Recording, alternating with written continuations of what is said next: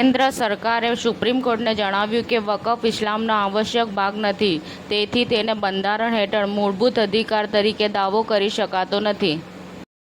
ભારતમાં પીએમઆઈએ ગેરકાયદેસર તમાકુના વેપારને રોકવાના હેતુથી દેશમાં ટ્રેક એન્ડ ટ્રેસ મેકેનિઝમ અમલમાં મૂકવાની પ્રશંસા કરી.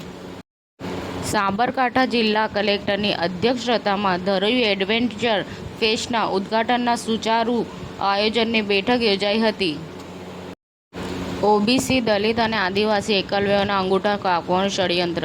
જીપીએસસી પરીક્ષામાં અન્યાય મુદ્દે કોંગ્રેસ મેદાનમાં. મેવાડીએ બોલ્યા, લેખિતમાં જણ કરનારાઓને મૌખિકમાં પાડી દે છે. ભીષણ ગરમી વચ્ચે દિલ્હીમાં વીજળીની માંગે રેકોર્ડ તોડ્યો. માંગ 3285 મેગાવોટ સુધી પહોંચી.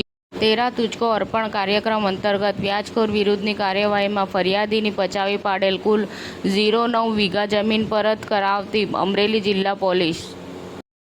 ગુજરાત બાયોડાયવર્સિટી બોર્ડ દ્વારા ડાંગના કિલાદ ઇકો ટુરિઝમ કેમ્પસાઇટ ખાતે આંતરરાષ્ટ્રીય જૈવ વિવિધતા દિવસ 2025ની ઉજવણી કરાશે.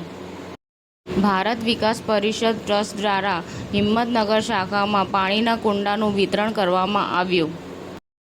ગુજરાત કેડરને 2005ના આઈએએસ અધિકારી ડોક્ટર વિક્રાંત પાંડે મુખ્યમંત્રીના સચિવ તરીકે નિમવામાં આવ્યા. પાકિસ્તાની સેનાએ પોતાના જ દેશના બાળકો પર ડ્રોન હુમલો કર્યો.